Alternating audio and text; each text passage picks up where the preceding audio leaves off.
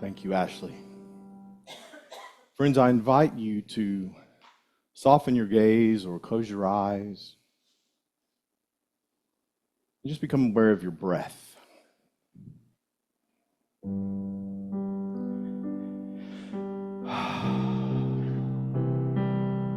Take a moment and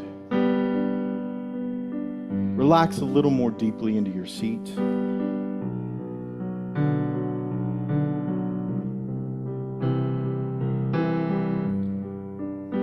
And if right now your awareness is of that transcendent experience of life and love, that powerful creative energy that is fueling all in the world,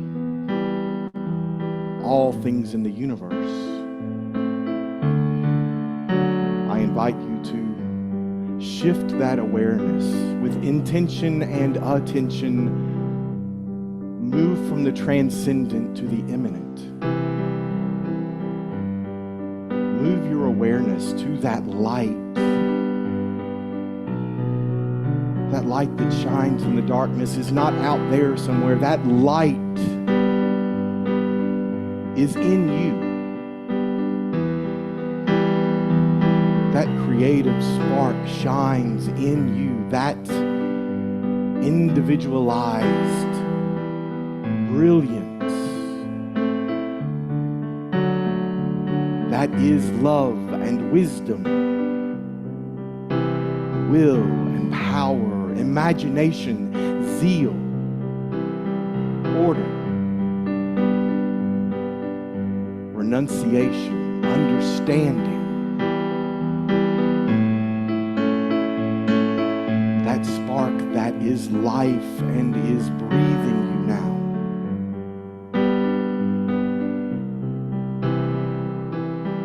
That is the place of possibility within us. That is the place where God is showing up.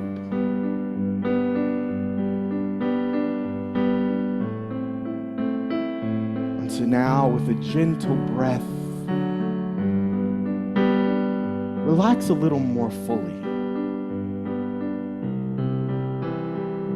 For our task is to quiet the mind and live in the stillness and in the silence. To be aware of the quietness that exists in consciousness.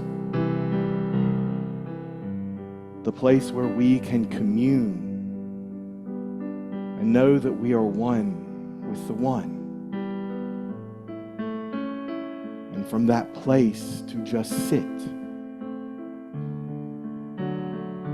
To practice being aware of our oneness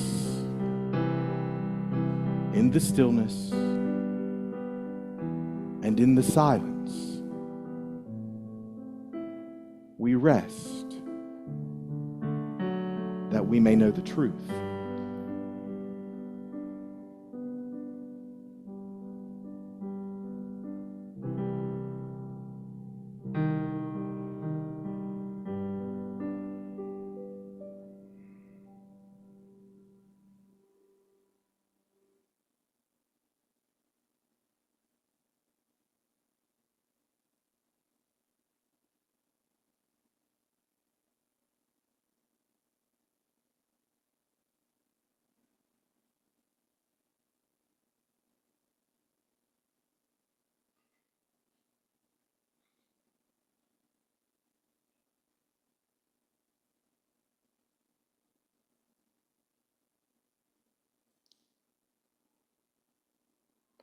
From the stillness and the silence, we awaken the truth that God is.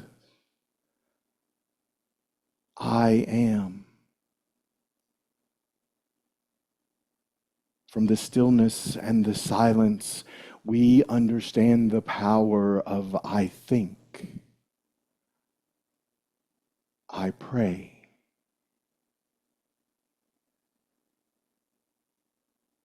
From this place of oneness, we understand that we must do,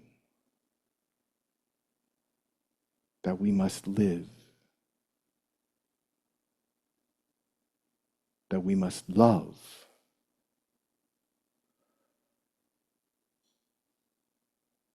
We must love with every thought, with every word, and with every action.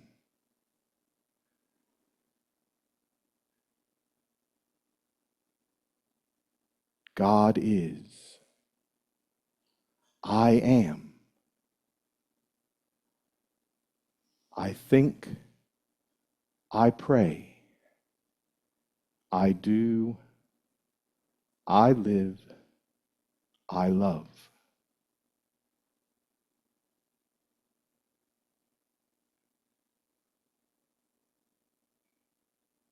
God is. I am. I think. I pray. I do. I live. I love.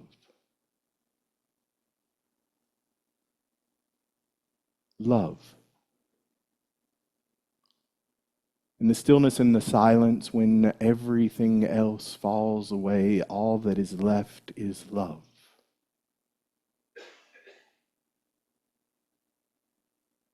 Love.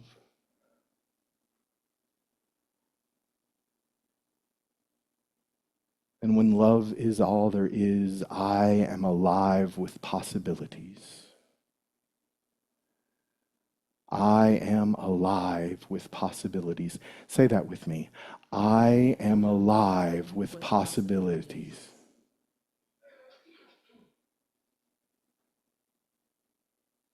And now, as you're ready and willing, I invite you to bring your attention back to this manifest space, this place of playground planet Earth. But bring your awareness of love. You are love. And the possibilities are unlimited. When you're ready, here and now. And so it is.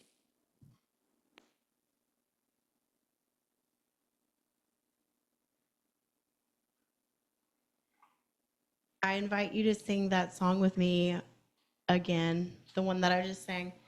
I wanted to tell you guys a story today about that song. So, when I was a kid, I grew up going to a Baptist church, and I remember hearing this song so many times, and I just fell in love with it because it's so emotional. And as I sat in that pew as a child, I just knew looking up at the preacher, what he was saying just did not align with what I knew was true, that God is not some hateful man in the sky who's up there judging us all the time. He is love, and he lives within us, and he's around us all the time.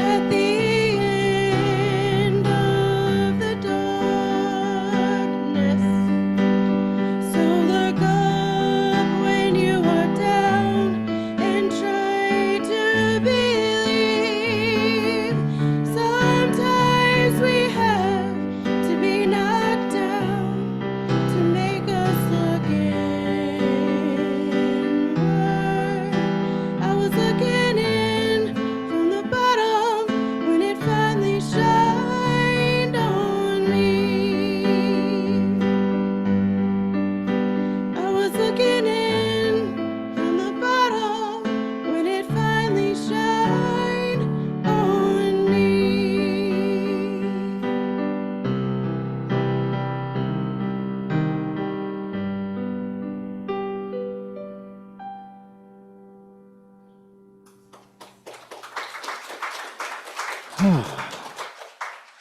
Thank you, Ashley.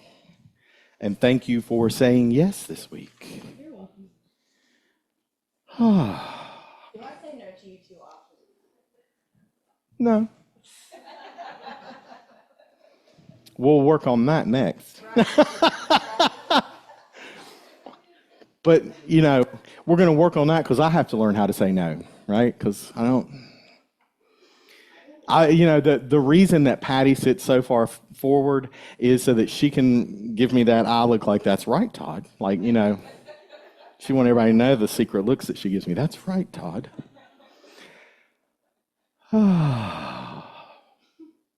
Happy Sunday. Happy Sunday, friends online, people on Facebook.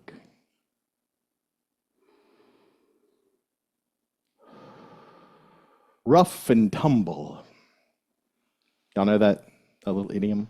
Rough and tumble. Rough and tumble. I had a house full of young boys this week playing ball, and it was rough and tumble and laughing and, rough and tumble. That's not where that title came from. That title came from an idea around safe space. Safe space. I got to thinking about safe space. I thought about a safe, and then I came up with tumblers, right? Because tumblers are how the lock gets happened. I was down a rabbit hole, and so we have a safe here. A safe. When we're in a safe space, if we were in a safe, we would be locked in there, confined. Nothing could get to us.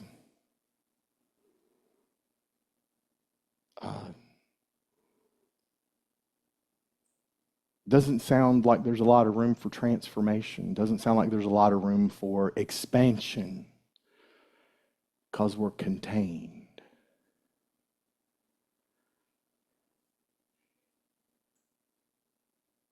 We joked just a few minutes ago about where the best Mexican food is in the Crystal Coast. Very divisive. Very divisive. I've been thinking about this story. I told a few people earlier in the week. If you came to go into headquarters, you would know where my mind is going and what I'm thinking about. Years ago, I lived in Alabama, Montgomery, Alabama, and right up the street from where we worked, there was the bank, and that's where I banked. And that bank was close to the Eastern Bypass, right close to an intersection with Interstate 85, which was then close to another interstate, which I can't remember right now. It's the one that goes from Mobile up to Birmingham. Anybody know what number that is? Doesn't matter. So that branch of the bank got robbed a lot. Got robbed a whole lot. So much, in fact, that they installed a vestibule area. So you would walk up to the bank and open the door and step inside, and you couldn't go anywhere until the door behind you closed and a magnet caught it and it was locked. And then you would walk through a metal detector. And if the metal detector did not go off, then the interior door would unlock and you could walk into the bank and do your business. And if the metal detector went off, you got stuck in this little glass room where everybody could see you. And you had to sit there until an armed police officer showed up.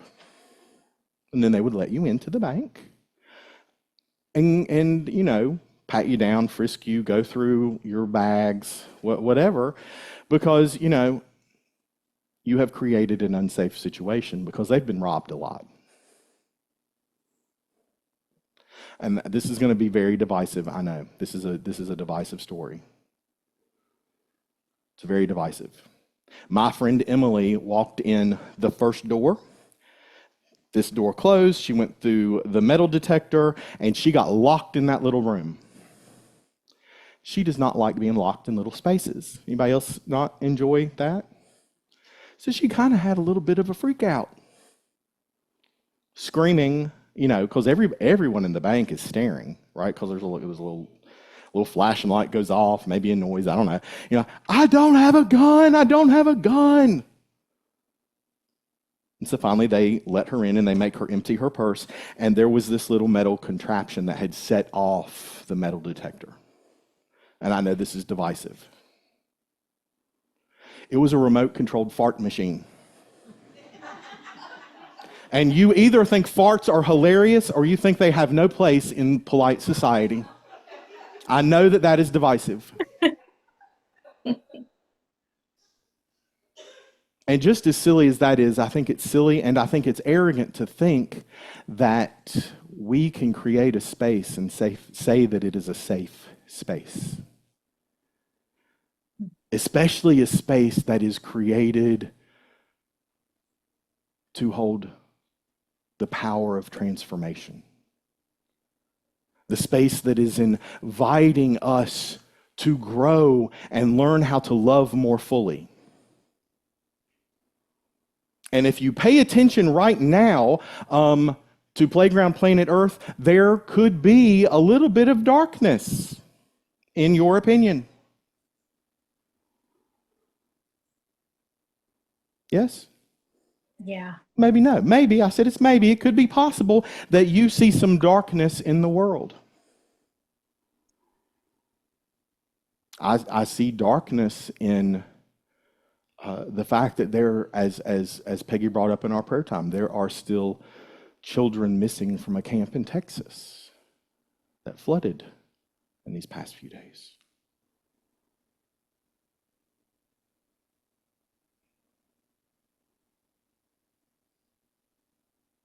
There is darkness, and yet there is also light. There is always light.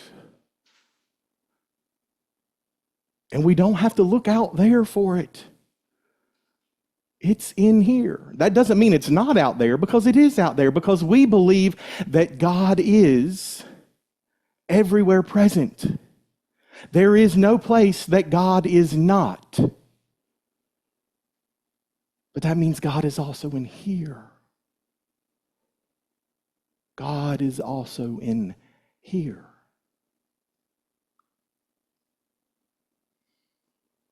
Y'all ready for a lesson in metaphysics today?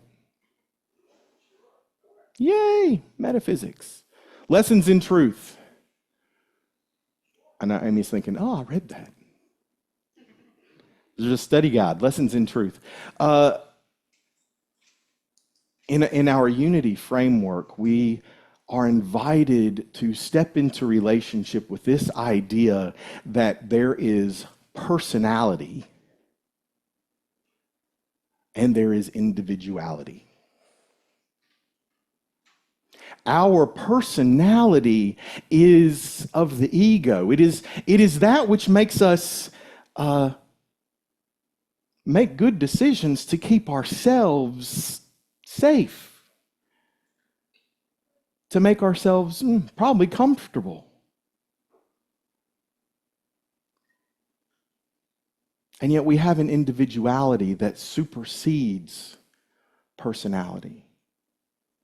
We have our individuality, which is the presence of God as me. It is that spark, that light within you that shows up, that which we call the Christ. Right? Jesus, our way shower, his last name was not Christ. That was a label, that was assigned to him because he had reached a level of enlightenment, knowing that he was one with the Father.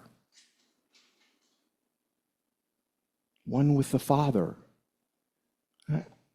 You don't hear us talking about God the Father because we too have shifted our understanding, and God transcends the binary of male and female. It is just creative, intelligent energy showing up everywhere all at once, including in us. This is relevant and talked about in our scriptures. If you remember John the Baptist in Unity, just to make sure everybody's on the same page, in Unity we look at our scriptures as an allegory. It is a metaphor of man's unfolding consciousness going from separation back to understanding that we are one. And John the Baptist represents a Christed being that has not awakened to oneness yet. That's why he baptizes Jesus. But you'll remember that John the Baptist said, I have to become less and he must become more. The personality must diminish as the individuality increases. As we know more and more fully in this manifest playground planet Earth that we are one with the one. That there is no separation. There's no separation between us and this energy of God, and there is no separation from us to that neighbor that pisses us off, to that politician that does things we don't agree with, to that minister who, has to have the chairs in the right and perfect place in order to talk. Who's that? It might be me. I don't know. Leslie, are you picky about the chairs? A little bit? Okay. Welcome, Leslie. Leslie's from our UU church, and I'm so delighted you're with us today. I'm sorry I didn't get to greet you earlier. Yeah, you'll know there's black tape on the floor, so they know where the chairs go back. We all have our idiosyncrasies, right? For sure.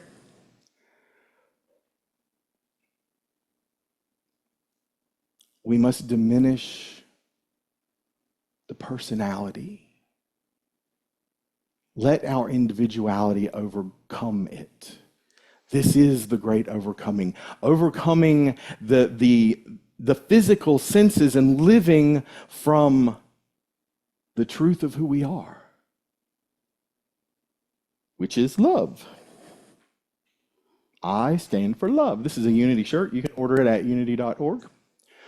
Love. I stand for love. I am love. Or simply, once we sit in the stillness and the silence enough, when we bring our full attention and awareness to the light that is shining on us, even when we think we're blind, we don't even need the I stand for or the I am. We just simply know love.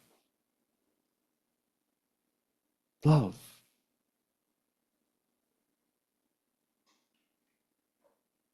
I think it's arrogant to say church can be a safe place because this is a space for transformation. It's arrogant to say that this can be safe because as many people as hear this message are hearing it from their own perspective. And unfortunately, we get messy with our language, right? Because we use the word love for everything because we all know that Todd loves chocolate pie.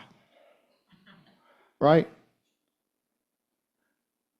And is that the same love that I have when I experience the oneness? No. Well, we get sloppy with the word love. Well, what makes you think we're not getting sloppy with the word safe? Because what we have as a society is we have stepped into the idea that, I don't feel safe here, and what it is you feel uncomfortable.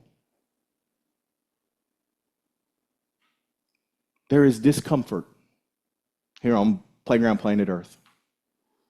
When we bump in, when our thoughts, ideas, beliefs bump into somebody else's thoughts, ideas, and beliefs that don't really resonate with ours, it can be uncomfortable. We can feel discomfort. And if we're sloppy with our language, we can say, I don't feel safe. So I challenge this, as I did my research, and one of the things that comes up is people are now saying brave spaces. We need to have brave spaces. But that gives a connotation that it's inviting me as a member of the LGBTQIA plus community to have to educate everybody else about my experience as a gay man in Eastern North Carolina in the United States. And I do that, but I want you to understand that's not my responsibility. It is not a person of color's responsibility to explain to us their experience of living in this world as someone who is seen as different, who is othered. It's our responsibility to step in to our own discomfort and learn.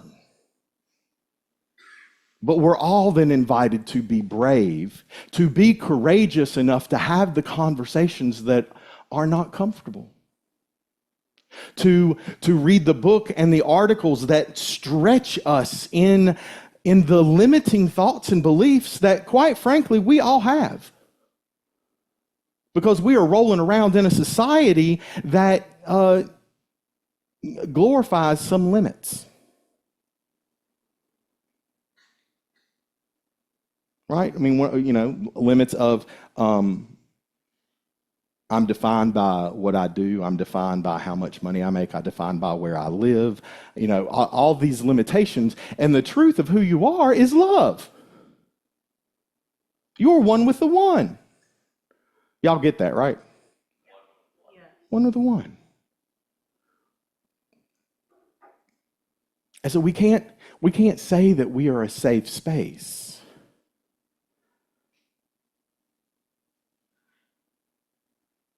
Sometimes we can't even be a comfortable space. Sometimes, I've told y'all this before. In my own discomfort, I have left my church before I became a minister. I have left my church because I got uncomfortable. I didn't like something that somebody said. Didn't feel like I was welcome.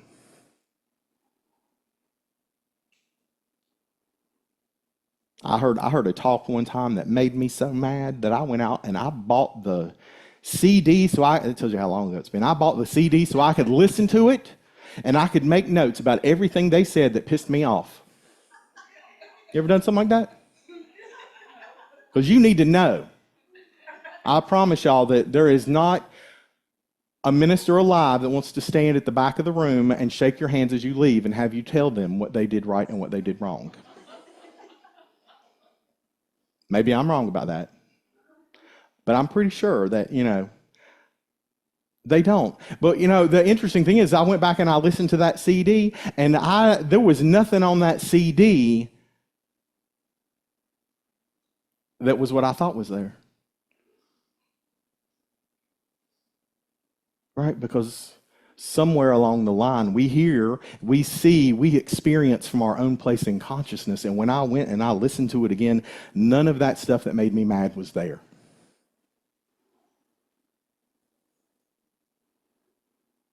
I had to shift in my consciousness. I had to turn the other cheek and see from a new place and perspective.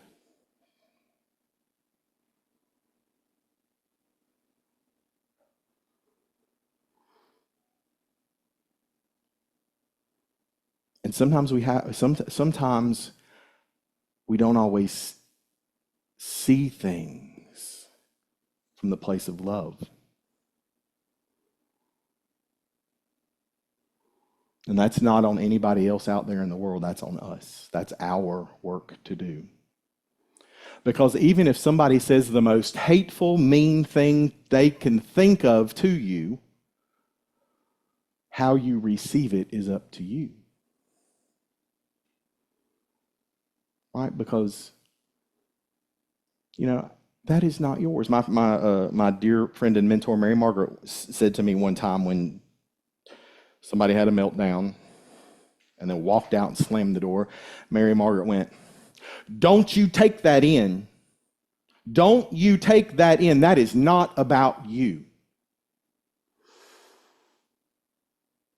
I want y'all to record that on one of those tapes that you're recycling in your head. And remember that when something feels like it is like reaching in and, typing the secret code on all your buttons and everything, explosions about to happen, 5, 4, 3, 2, 1, that is not about me.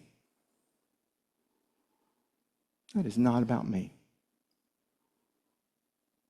That is not about me. Now, it might introduce and encourage you to do some forgiveness work. But, all that does is lets us learn how to love more fully. More fully. So if church is not safe, not always comfortable, and we make an agreement because we want to be in community, right? We have a core value here. We wrote these together. If I can find that right page. Brought too many notes today.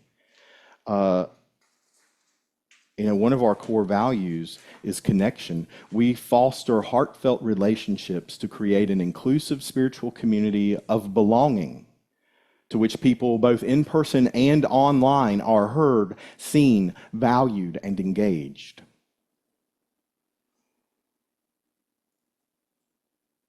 To live into that value of connection, we agree to be courageous. Then we understand that then this becomes a real space. Here, we're going to bump up against each other with ideas and beliefs that don't always resonate with everybody else in the room. We don't need to resonate with everybody else in the room. We need to have a little bit of friction every once in a while because that's the place of growth. That's how we expand in consciousness and know our oneness. Wherever we are uncomfortable is a place that can be healed. It's been more than a year ago, we had a conversation at a board meeting, and that board shifted a perspective that I had in our conversation. Because if church isn't supposed to be a safe space, this has come up in conversation, and because it came up in conversation with one person, I know it's alive in the community in other places, right? In other conversations that haven't happened with me yet. And I was on the side of, we lock our doors, and I don't feel that that's very welcoming.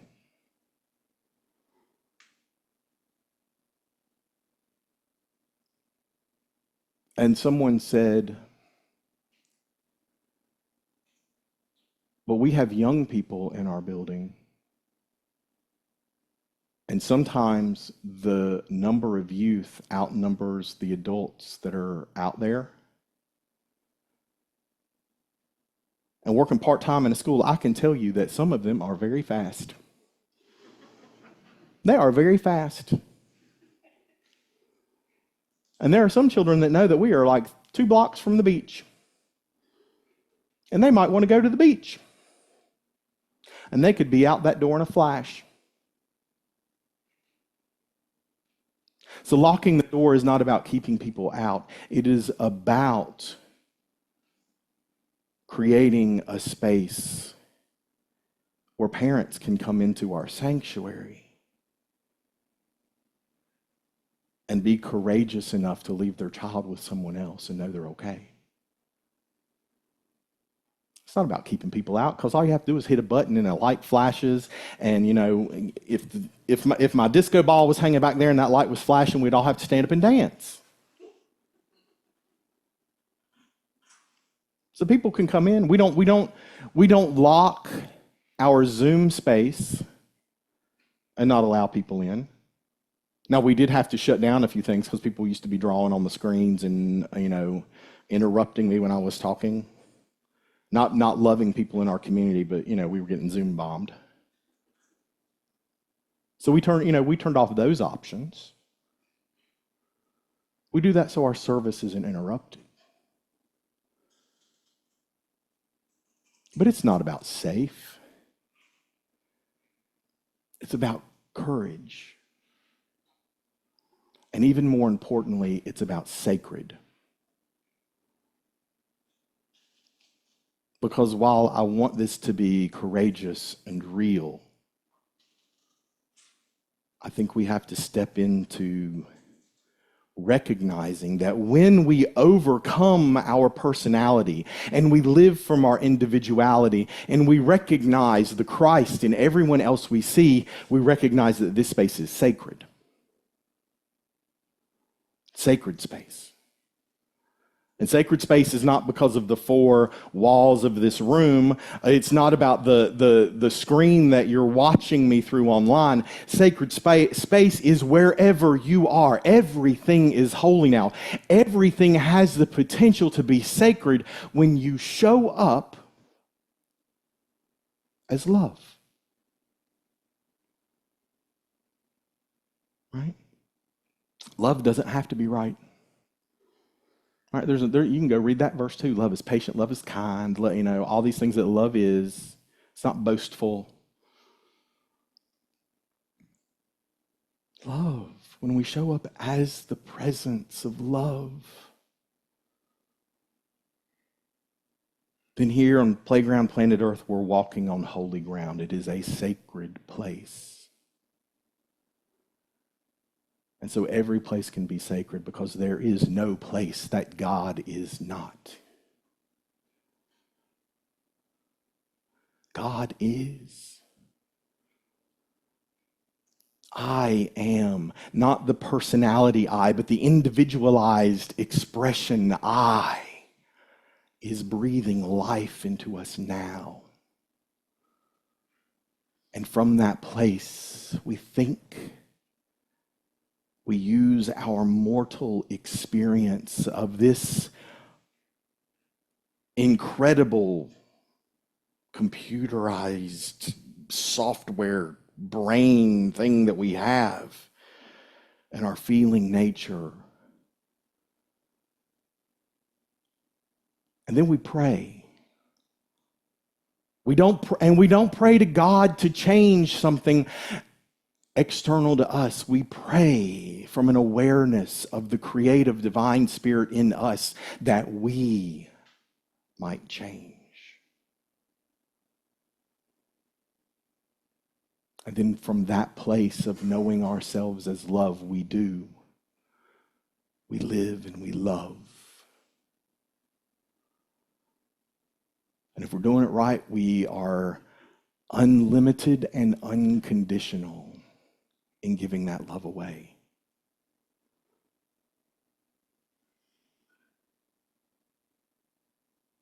This can be the most sacred thing we can do, is to be love and recognize everyone else as love. And be courageous enough to find out where those edges of comfort and discomfort are and do the work of healing. And this is what I was invited to share today.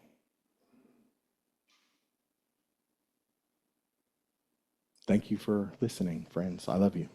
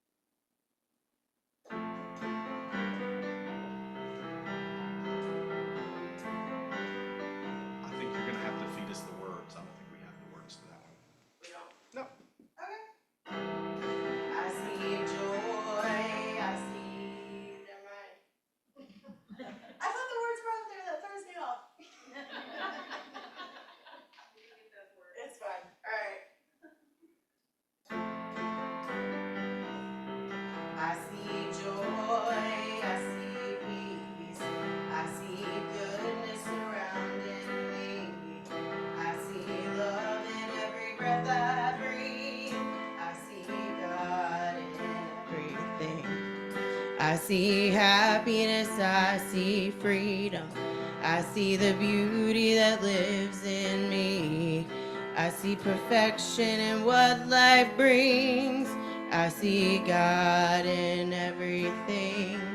I feel joy, I feel peace. I feel goodness surrounding me. I feel love in every breath I breathe. I feel God